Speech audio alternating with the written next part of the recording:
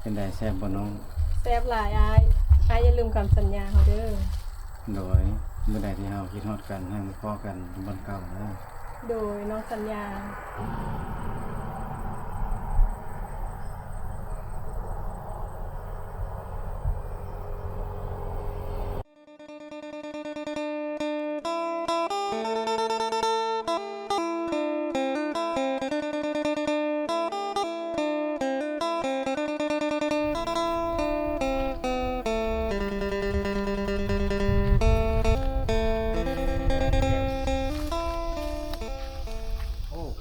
โอ้เบียร์โดยไม่อย่างอ้ายโบบอกให้ไปหาอยู่มองเก่าเด้บอลได้บอลเก้าค่ะนะ แน่แน่ทำทายผู้หูจักอีก มีพิรุษเลยนะนี่นะ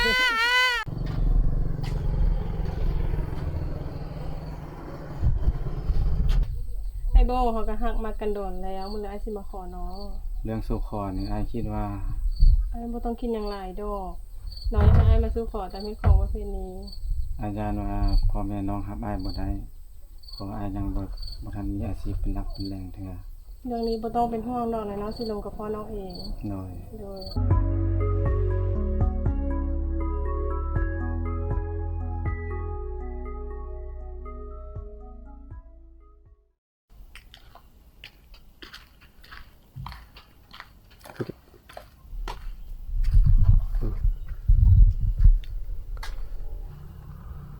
ไดดีเชียวโอ้สวัสดีจังไดมึงมียังโบมาหากูมึงมีจังไดเนาะเขามีเรื่องอุกใจนะอยากมาปรึกษาเสี่ยวเบิ่งแม่นมียังกะเบาไหมเสี่ยวคือว่าผู้สาวกูอยากให้ไปสู่ขอเสียเงินคำเฮากับบ่มีสิแนวใดมาปรึกษาน้ำหมู่น้ำคู่นี่อ๋อจังแม่นยุ่งเนาะเดี๋ยวนี้เนาะเดี๋ยวนี้เบียงเห็นงานทำมึงกะบ่มีเนาะกะแถมทุกข์แถมจนพร้อมเดี๋ยวนี้กะโอ้จักสิแนวใดเนาะกูจะอุกใจนำเด้เนาะเดี๋ยวนี้เนาะแต่เรื่องนั้นมึงบ่ต้องเป็นห่วงเสี่ยวผู้สาวกูสิลงกับพ่อกับแม่เราให้ว่าซั่นคันว่าโตกับผู้สาวมันมักฮักกันเนาะก็กูก็สิอันมึงอันไปโอไปร่วมกับพ่อแม่ผู้สาวหันบ่ก็คือสิบ่มีหยังดอกกูจะพามึงไปซั่นกูกลับกูเด้อเสี่ยวเด้อขอบใจมึงหลายๆโอเคเสี่ยวโชคดีครับก่อนเสี่ยวเอาโอ้ยกูอุกใจนำเด้เนาะเสียกูจักสิรอดอยู่บ่เนาะ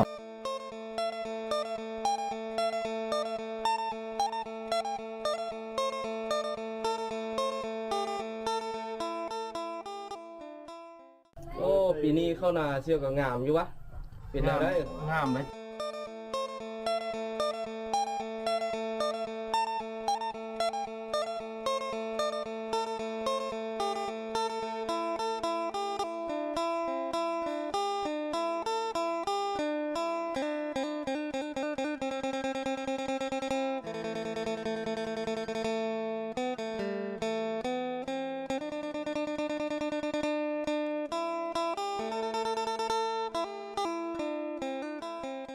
เอาเบียร์มื้อนี้เห็นลูกเป็นหยังหน้าตาคือสดชื่นแท้คือมาแปลกๆแท้ลูกเป็นอะไรลูก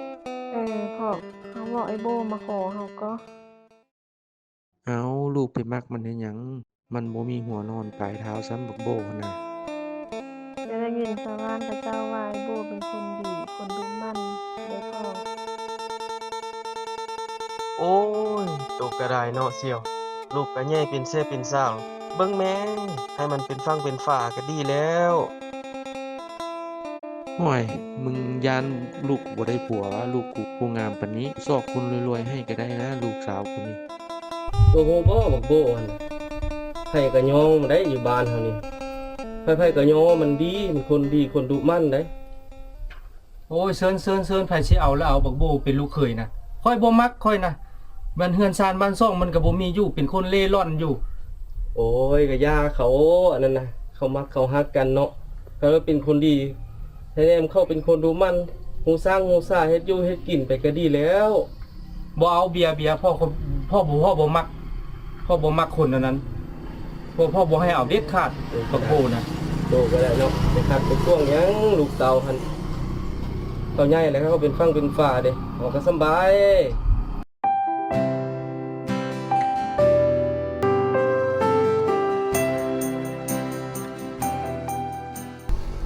ซุ่มสู่พากันมายังนี่ อันจุดประสงค์มามื้อนี้ก็แม่นว่าอันแนวนี้เนาะจุลูก2คน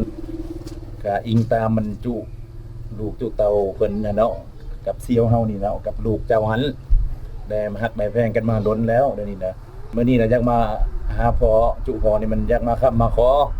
อยากมาขอแต่งน้องอะได้เนาะมาง่ายๆนั่นนะซะ เอาอันซุ่มเจ้าสิมาขอลูกสาวค่อยนี่มีหยังแหละเงินค่าดอกมีเท่าใดเงิน50ล้านบ่ได้มันจังสิสมหน้าสมตาค่อยน่ะให้ชาวบ้านบ่ให้เว้าขวนค่อยได้เจ้ามีเท่าใดสินสอดให้หน้าตากาได้มีเท่าใดมีจักทุ่งงัวควายได้มีจักโตคันเฮ็ดบ่สมตาหน้าตาค่อยนี่ค่อยบ่เอาค่อยบ่ยังอันนั้นบ่ยังให้เอาลูกสาวค่อย ลูกสาวค่อยก็มีหน้าที่การงานที่ดี เจ้ามีหยังเจ้ายังบ่มีฮ้อนเฮือนอยู่ซ้ำ คันบานั้นน่ะก็จูดูก็สิได้กลับก่อนเด้อบัดนี้เด้อ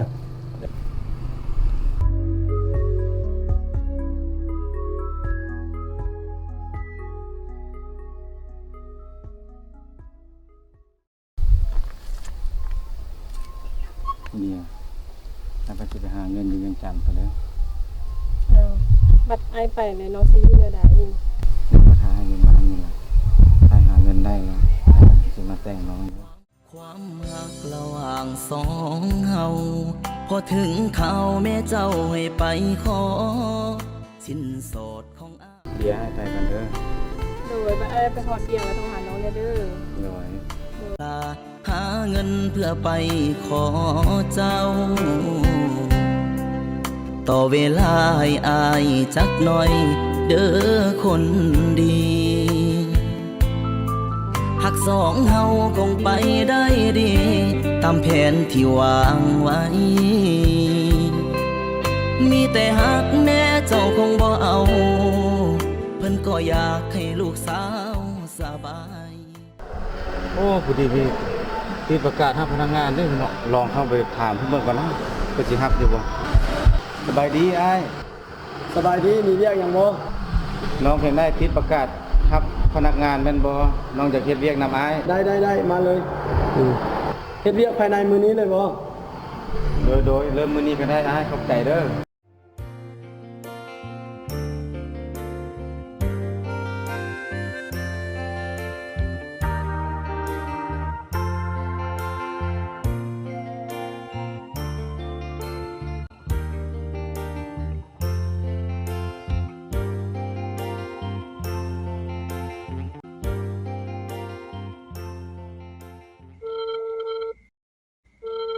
ฮัลโหลมีหยังบ่ไอโบ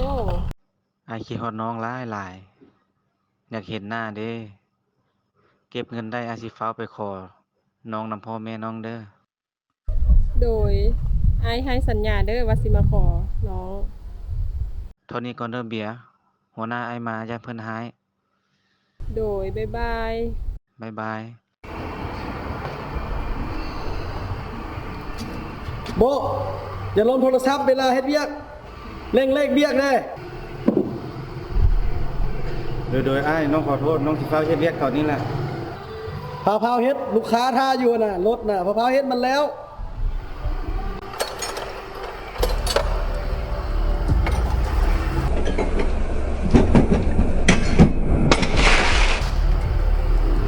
เฮ้ยมึงรู้ป่ะอันนั้นราคาเท่าไหร่มึงมีปัญญาใช้ปะ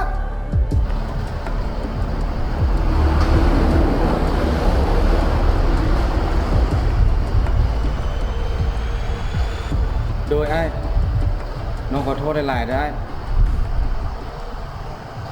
อันนี้เท่าไรอ้าย โอ้อันนี้วะ3.5 ล้านได้ดิจากนั้นเขาสั่งมาให้กันได้เอาถือไว้ก่อนอย่าเบาดังนะจะได้มาได้ยิน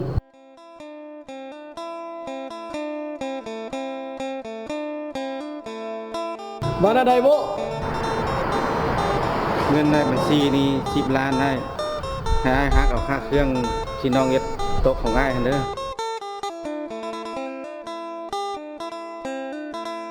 ให้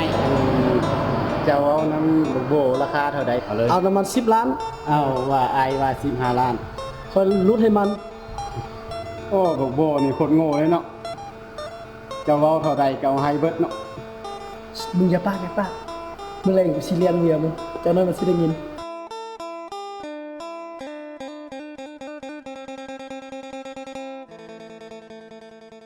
ไอ้โบไอ้มาแต่เวียงคือบ่บอกน้องแน่ น้องบ่ต้องทายนั่นอ้ายบ่มีเงินแต่งน้อง ไอ้เว้าหยังก็ไอ้เว้าเล่นคือบอก อ้ายบ่ได้เว้าตัวน้องเลยก็บ่ได้เว้าลิ้น ไอ้ก็สิบ่อยากแต่งงานกับน้องแล้วเนาะ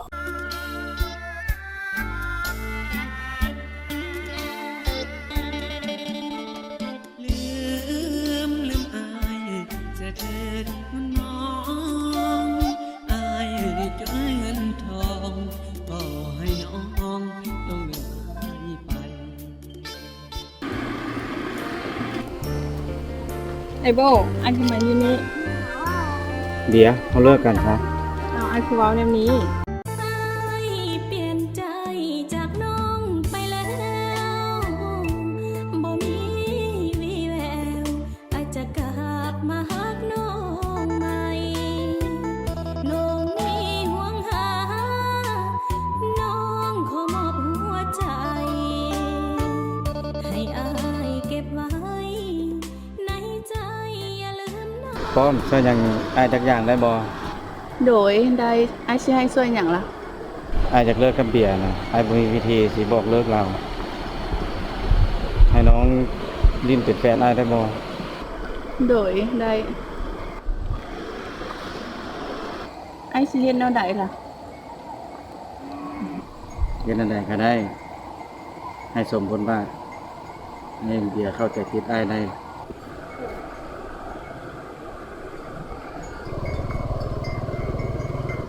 ไอ้โบนี่บ่เหตุผลที่เจ้าบอกเลิกค่อยน่ะเจ้าบ่คิดที่จะอธิบายหยังเลยบ่ ก็คือที่น้องเห็นนี่ล่ะ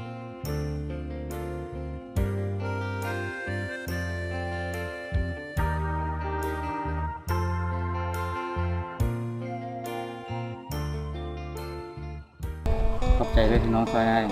โดยบ่เป็นหยัง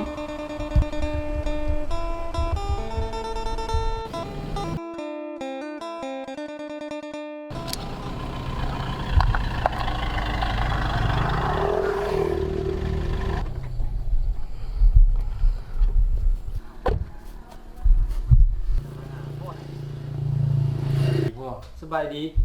โอ้ไปจังไดมาจังไดลูกนั่งก่อน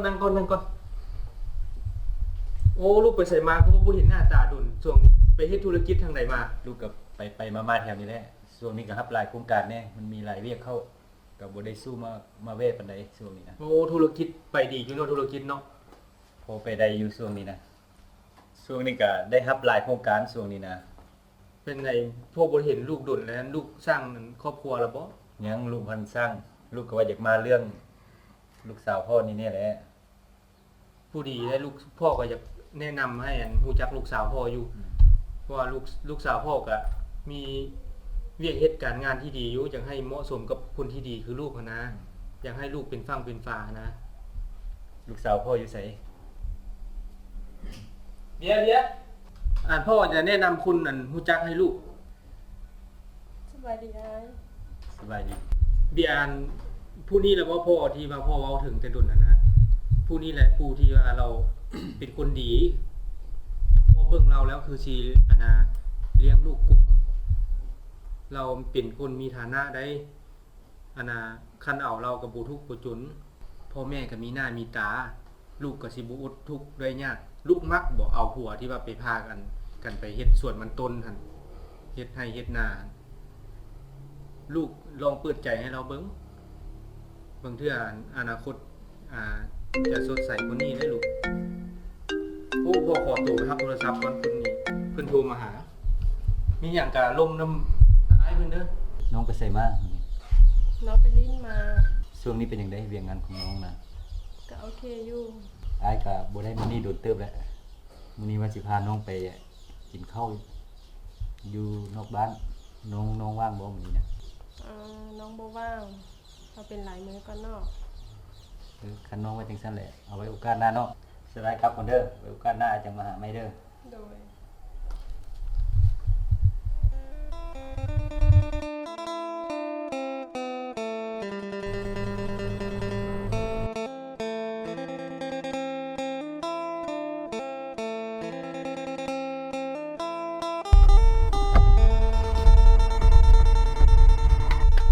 เฮ้ยโบมึงคือมาเสาอยู่นี่มึงคือบอกเขาว่าเป็นหยังเหตุการณ์อยู่เวียงจันทน์จึงบ่มีเงินแต่งงานกับเขา บอกไปเพื่อนยังบอกให้เขาท่าเอาที่ให้เขาไปพบคนที่ดีก่อนเฮาสิบ่ดีก่อนหมอนั้นคือสิดีก่อนเฮาและตัวก่อนเฮา โอ้ยเพยคักมึงนี่นะ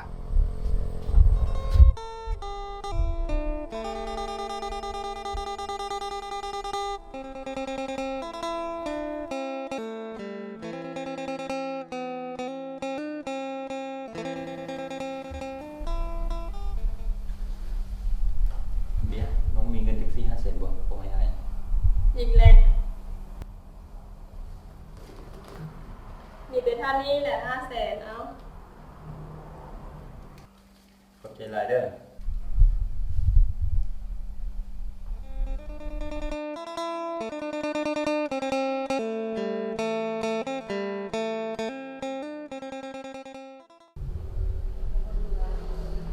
มีเงินบ่เอาเงินมาลูก เอาเงินมันจะไซส์มันนานเก่าให้ละเด้เบิดละเด้ เอามาให้อีกไง มันบ่มีมันนานเก่าให้มันละเด้มีเหลือแต่สำนั้นแล้วก็หมดแหละ เอาไปใส่เอามา มันบ่มี เอามา ไอ้กี้มันหมดแต่เท่านี้ได้ เบิกเอามานี่ มันบ่มี เอามาใส่ว่าบ่มีเงินนี่น่ะอยู่นี่น่ะนี่ ก็มีแต่ซ้ำนี้แหละ เอามาป้าขนมค่อยจะมิดกับโปรเจกต์โตวันนี้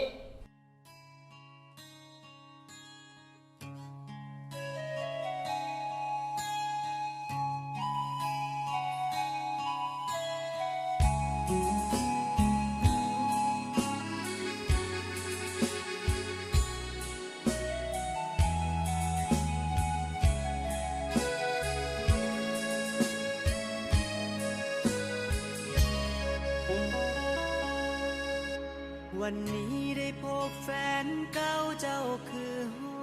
งไห้เกียดให้ภัยเจ็บซ้ำเรื่องใดบอกอายได้บอก สบายดีพ่อ สบายดี เอาลูกสาวพ่อมาส่ง ขอบใจ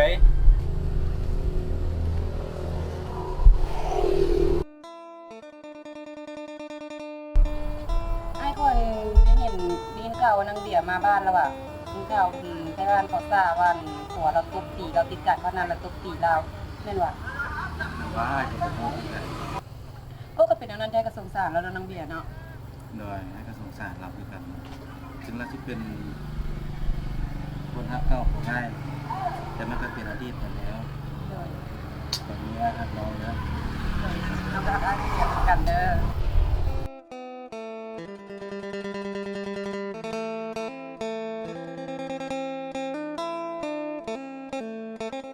ไอ้โบเบียร์สิมาบอกว่าเบียร์ทำใจได้แล้วเด้อต่อไปเราก็สิบ่ได้พบกันอีกมื้อนี้ก็เลยสิมาหาไอ้โบเบียร์ขอกอดเป็นครั้งสุดท้ายได้บ่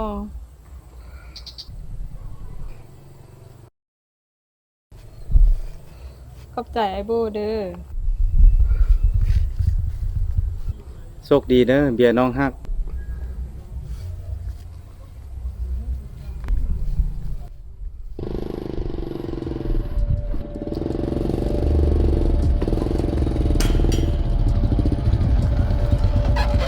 พอเมียลูกอยู่ไสอ้าวเขาอยู่เฮือนนั่นติมันไปทางไหนอยู่ในเฮือนนั่นแหละ คือบ่เห็นซะนะลูกไปซ่ออยู่หั่นคือบ่เห็น เห็นมันอยู่เฮือนแต่เช้าพุ่นนะเพอบ่ฮู้ได้ไปสอบเบิ่งมันไม่ดู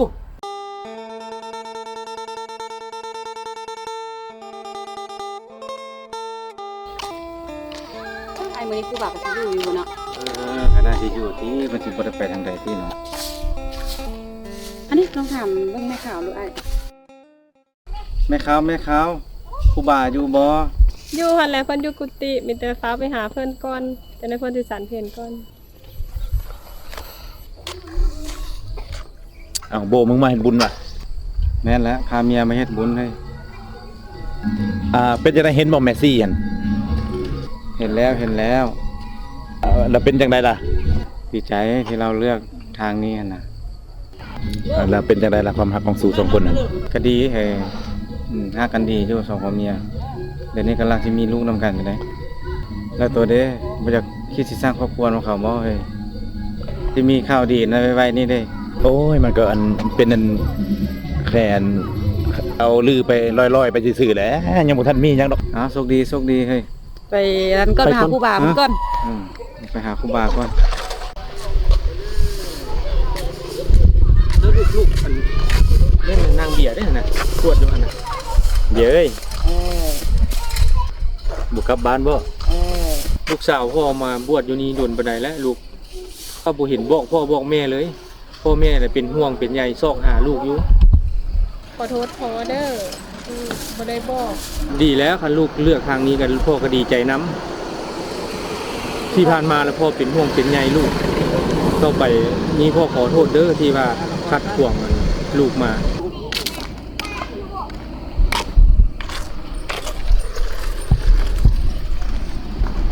โอ้ลูกมาทำบุญวะ โดย ลูกทรงนี้แข็งแรงอยู่ที่พ่อบ่เห็นดนที่ผ่านมาพ่อขอโทษเด้อพ่อเข้าใจผิดลูกมาตลอด โดยบ่เป็นหยังลูกครับก่อนเด้อ โดยโชคดีลูก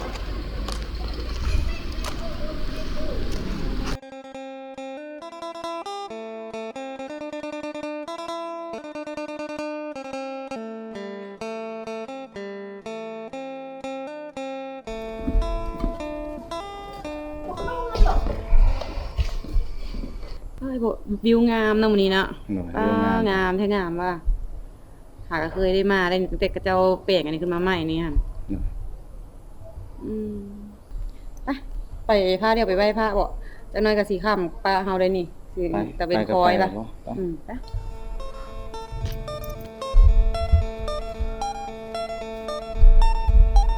ไปได้ๆๆนะ